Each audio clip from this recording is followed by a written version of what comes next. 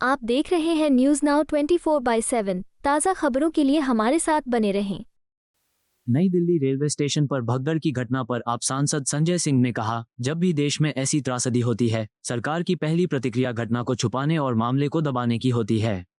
एक तरफ इतने सारे लोगों की जान चली गई है, फिर भी अधिकारी मरने वालों की संख्या को कम कर रहे हैं और ऐसे व्यवहार कर रहे हैं जैसे कुछ भी गंभीर नहीं हुआ है। महाकुंभ में भगदड़ की घटना के दौरान भी यही हुआ था। कल की त्रासदी के बाद भी रेल मंत्री स्थिति को स्वीकार करने को तैयार नहीं थे।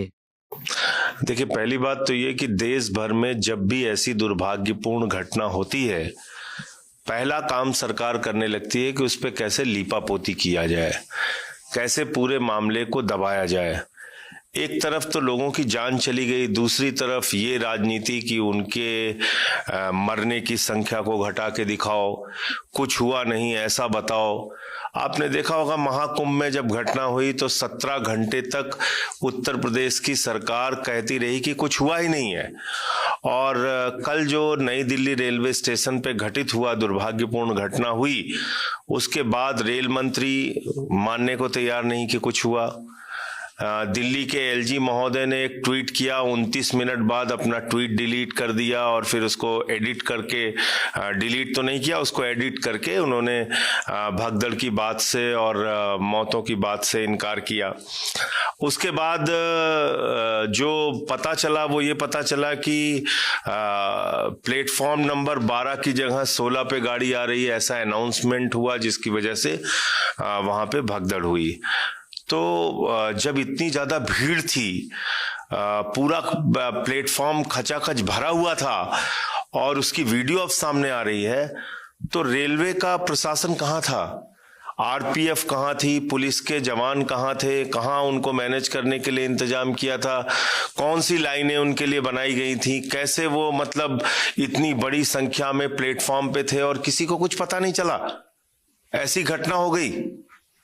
अब इसमें आगे मुझे लगता है कि लीपापोती ही की जाएगी पूरे मामले की, और न्याय तो मिलना नहीं है, क्योंकि जब आप कुंभ में मरिए तो कहा जाता है आपको मोक्ष की प्राप्ति हो गई, जब आप रेलवे के प्लेटफॉर्म में मरिए तो आपको कहा जाता है कि साहब इतने लोग कैसे इकट्ठा हो गए, क्या हो गए। अभी यही सब चर्चाएं चालू होंगी। मैं मानता हूं कि ये जो दुर्भाग्यपूर्ण और दुखद घटना हुई है, इसमें जो लोग मारे गए हैं, जो उनके परिवार हैं, उनको सरकार की ओर से उचित मुआवजा मिलना चाहिए। और जो रेल मंत्री जी हैं, जिनके कार्यकाल में तमाम रेलवे के एक्सीडेंट हुए, इस तरह की घटना हो गई, उनकी जवाबदेही कब तय होगी? पूरे महाकुंभ में आप देखिए, जगह जगह ट्रेनें तोड़ी जा रही हैं, एसी के डिब्बे तोड़े जा रहे हैं, लोग जबरदस्ती घुसने के लिए हंगामा कर रहे हैं, हिंसा कर रहे हैं। तो उनकी कोई जवाबदेही है कि नहीं है? क्या देश के सरकार की, प्रधानमंत्री जी की और उनके रेल मंत्री जी की कोई जवाबदेही इन घटनाओं पे है?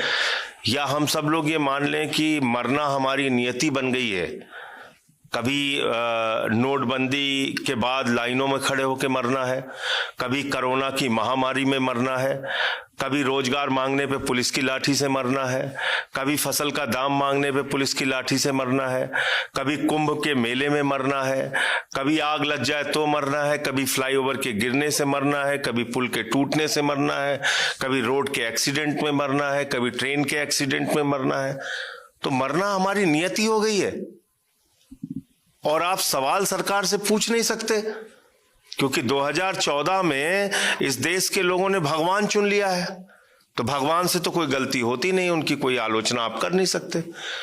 तो सबसे ज्यादा दुखद पक्ष यह है कि ऐसी घटनाओं से हम सीखने के बजाय उस पर लीपापोती करते हैं। अगर हमारे अंदर थोड़ा रियलाइजेशन हो, अंदर से महसूस हो कि हाँ गलती हुई है, तब तो आगे सुधार की संभावना है। लेकिन हमारी सरकार तो कुछ महसूस ही नहीं करती, उसको तो लगता है कोई गलती हुई ही नहीं है, ये लोग तो पैदा ही हुए हैं मरने के लिए, मरने दो। तो ये बहुत ही दुखद है और मैं जो लोग मारे गए हैं उनके प्रति अपनी गहरी संवेदना व्यक्त करता हूं।